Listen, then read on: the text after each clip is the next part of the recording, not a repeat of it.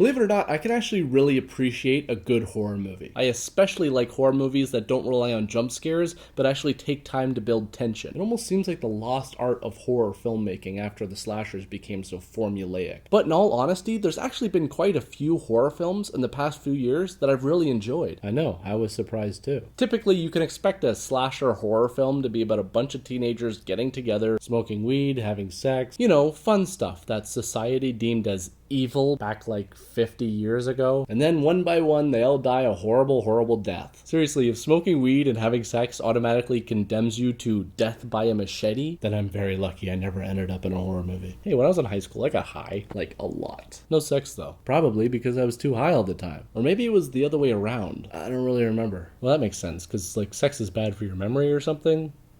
Right? Anyways, I really enjoyed You're Next. I really thought it was a good horror movie because instead of a bunch of teenagers running around, each one representing a different stereotype, we're introduced to an actual family. And not only that, but it's very believable because of the way that they interact with each other. There's like the sibling rivalries, the antagonistic interactions. I really felt like they did a great job at establishing these characters and relationships in such a short period of time. Because after like 25 minutes, all hell breaks loose. And that's not an easy thing to do because on one hand, you don't want to waste too much time getting to the slaughter fest, but on the other hand, you want to take enough time to get the audience to care about these characters before you just start chopping their heads off. The movie did this very well, established setting, characters, and just when you're getting comfortable, they throw the characters and you into this horrific situation. I also thought the acting was pretty good. Remember, this is a family, so when somebody dies in this movie, the level of emotion is much more intense than when some random cheerleader gets sliced in half by Jason. I mean, there's a real feeling of dread, shock, and panic that's really well communicated, especially during those first few kills. The protagonist, or the hero, is actually really great in this as well. I mean, she puts up a real challenge to the killers in this movie. I mean, it's more of like a level playing field than watching some, 16-year-old pointlessly try and kill someone like Michael Myers, who